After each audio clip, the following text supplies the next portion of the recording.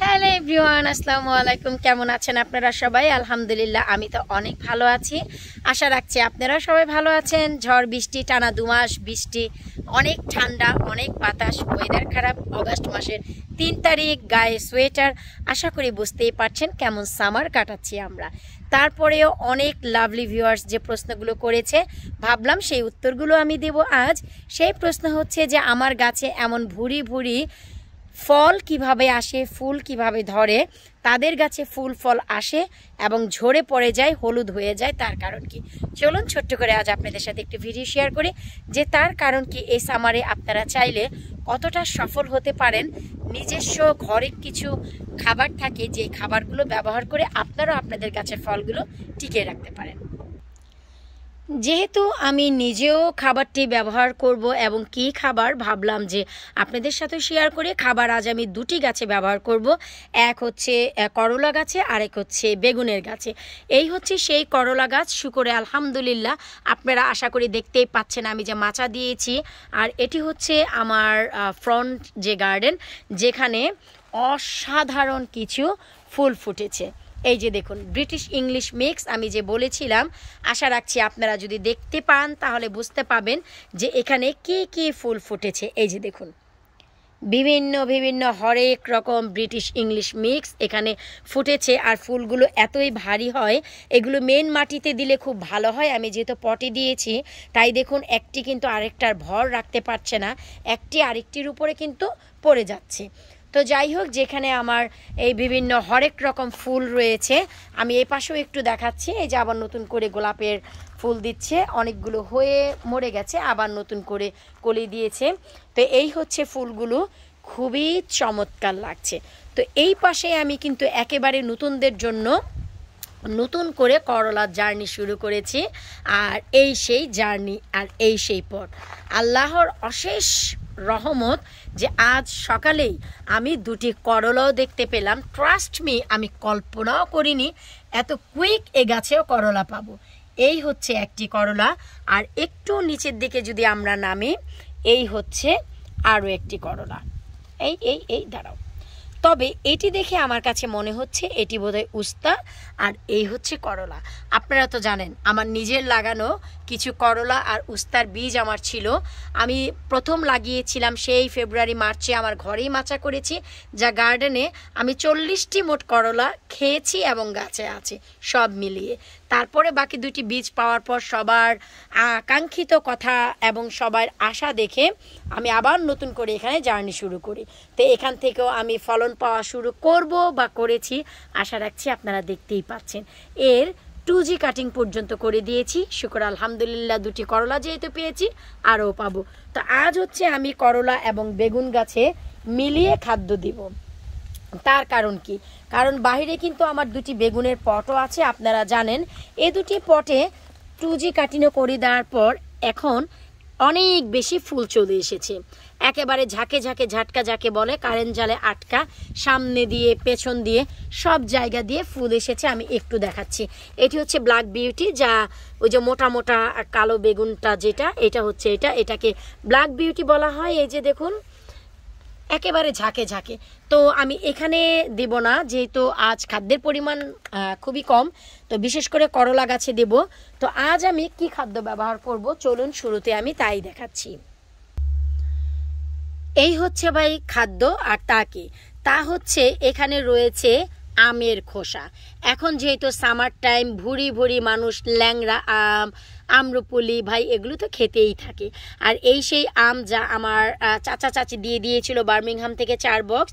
তারপর last week আমার friend বিথির বাসায় যাই, ওর বাচ্চা হয়। তো বাচ্চা হওয়ার পর সারা জীবন জেনেছি রে ভাই, মানুষ লাড্ডু মিষ্টি খাইয়েছে, ও আমাকে 2 বক্স আম্রপলি দিয়েছে। আমি তো ভীষণ খুশি হয়েছি। তো যাই হোক, তো সেই যে আমের খোসা, এখানে আর রয়েছে সাথে আলুর খোসা। ভাই আমি আপনাদের একটি জিনিসই বলবো, আমরা যারা গার্ডেনিং করি, ভিডিওটি প্লিজ না টেনে শুরু থেকে শেষ পর্যন্ত দেখবেন। এতে করে আপনারা ইনফরমেটিভ যে তথ্যগুলো আছে সব পাবেন। কারণ এখানে প্রশ্ন আসতে পারে, কেন আমরা কেন আমরা আমের খোসা বা এই আলুর খোসা ব্যবহার করব। তা আমি চাই না যে আপনাদের মাথায় প্রশ্ন আসুক, কারণ আপনাদের ডিটেলস জানা দরকার। যেহেতু আপনারা গার্ডেনে ব্যবহার করবেন, আপনাদের ট্রাস্ট খুব ইম্পর্টেন্ট, যে কোন বিশ্বাসে আপনারা এই জিনিসগুলো দিবেন। আমরা যারা গার্ডেনিং করি, যারা রাসায়নিক সার ব্যবহার করি, আমি রাসায়নিক কিনা সার ব্যবহার করি, তারা তো জানি যে আমরা রাসায়নিক সার ব্যবহার করছি। আর যারা অর্গানিক সার ব্যবহার করি, রাসায়নিকই করেন বা অর্গানিকই করেন, তিনটি কমন যে নিউট্রিশন তা কিন্তু আমরা সবাই চাই। আর তা কি? তা হচ্ছে নাইট্রোজেন, ফসফরাস, পটাশিয়াম। এই তিনটি জিনিস আমরা রাসায়নিক সারের ভিতরেও চাই এবং অর্গানিক সারের ভিতরেও চাই।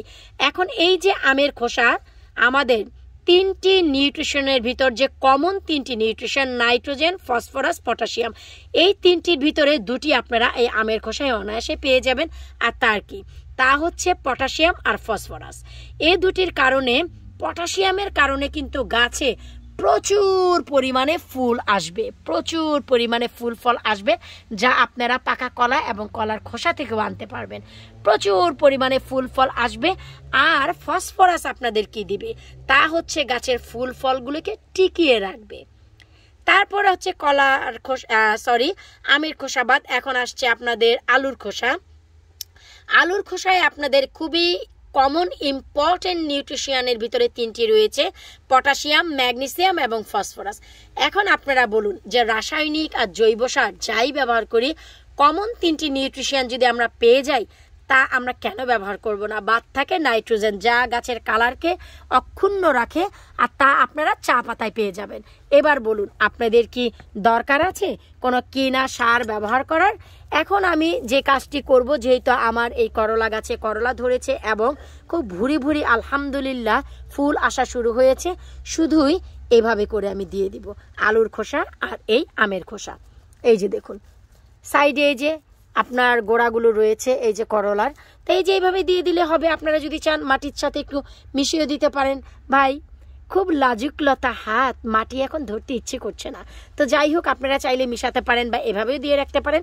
তারপরে এই যে দেখুন যে ড্রাই স্টো বা বেল রয়েছে, তা দিয়ে ঠিক এভাবেই ঢেকে রাখবেন। এর কাজ করবে, আমি ভাই আমার কাজ করলাম। আর হচ্ছে কিছু দিব আমি বেগুনের পটে, কারণ এখানে বেগুনগুলো হয়েছে আর ভুরি ভুরি অনেক বেশি ঝাঁকে ঝাঁকে বেগুনের ফুলও এসেছে। তো এখন হচ্ছে আমি এখানেও দিব, যেন খুব অধিক মাত্রার বেগুনগুলো আমি পাই, আমার বেগুনগুলো যেন পড়ে না যায়, বেগুনগুলো যেন নষ্ট হয়ে না যায়। ছোট ছোট বেগুন এসেছে এমন পটেও আমি দিয়ে দিব, সবগুলোতে মিলিয়ে ঝিলিয়ে। এই যে দেখুন এখানে কিছুটা দিলাম। এখন এই যে বাকি যে খাদ্যগুলো রয়েছে, এই খাদ্যগুলো এখন আমি সরাসরি দিব হচ্ছে আমার এইখানে। কারণ হচ্ছে এই যে দেখুন এই গাছেও আলহামদুলিল্লাহ, এই যে একটু লক্ষ্য করলেই দেখতে পাবেন, এই যে এগুলো কিন্তু সব কাটা বেগুন, সবুজ বেগুনগুলো। এই যে তারপরে এই যে দেখুন এই পাশে, তো এখন হচ্ছে আর এই যে দেখুন আবার ঝাঁকে ঝাঁকে ঝাঁকে ঝাঁকে ঝাঁকে ঝাঁকে ঝাটকা, এখন জায়গায় জায়গায় জায়গায় জায়গায় যে ফুল বেগুন সব জায়গায় আসছে। তো এখন হচ্ছে এই যে আমি যে হেগুলো রয়েছে এগুলোকে সরিয়ে দিয়ে দিব। এই যে দেখুন, আপনারা সবাই জানতে চাচ্ছিলেন যে কিভাবে এত ভুরি ভুরি ফল আমি বানাই। এই হচ্ছে রে ভাই আসল রহস্য। কারণ হচ্ছে বর্তমানে টানা 2 মাস যাবত এত বেশি ঠান্ডা, দেখতেই পাচ্ছেন আমার লাউগুলোকে আমি পলি ব্যাগ করে রেখেছি। তার ভিতরেও কিছু কিছু লাউ আছে যে বড় হচ্ছে, আবার কিছু কিছু বড়ও হচ্ছে না, কারণ টানা 2 মাস বৃষ্টির কারণে এত বেশি ঠান্ডা যে অটোমেটিক কিছু লাউ এমনিতেও নষ্ট হয়ে যাচ্ছে, কিছু করার নেই। তো এই হচ্ছে ভাই সিক্রেট, যে এত ফুল ফল আসার পরেও কেন টিকে থাকে না। একটি জিনিস মনে রাখবেন, যারা রাসায়নিক সার ব্যবহার করে, ও আমার এই পাশে একটু রৌদ্র এসেছে তাই একটু ফগি হয়ে গিয়েছিল, যারা রাসায়নিক সার ব্যবহার করে তারাও কিন্তু এই কমন মূলত 3টি জিনিসই চায়। একটি হচ্ছে নাইট্রোজেন, পটাশিয়াম আর ফসফরাস। আর আমরা যারা অর্গানিক সার ব্যবহার করি, কোন জিনিসে এই 3টি জিনিস আছে তা আমাদের খুঁজে বের করতে হবে। এটা হচ্ছে ভাই আমার নিজস্ব অভিজ্ঞতা, লাস্ট 13 ইয়ার্স 13 বছরের অভিজ্ঞতা আমি আপনাদের সাথে চেষ্টা করি শেয়ার করার। যদি কারো এতটুকু উপকার হয়, আমার কাছে মনে হবে আমি ধন্য। আজ আমি একজনের একটি কমেন্ট পেয়েছি ইতালি থেকে, আমার ভীষণ ভালো লেগেছে যে আপু আপনার টিপস ফলো করে আমার পুঁইশাক গাছগুলো আপনার মতনই এতটা সতেজ, তাজা এবং মোটা তাজা আছে, খুবই সবুজ। থ্যাংক ইউ আপু। তো এই যে কমেন্ট আমাকে অনেক বেশি ইন্সপায়ার করে, কারণ হচ্ছে আমি যা জানি চেষ্টা করি আপনাদেরকেও জানাতে। বিদায় নিচ্ছি আজকের মতো, আল্লাহ হাফেজ।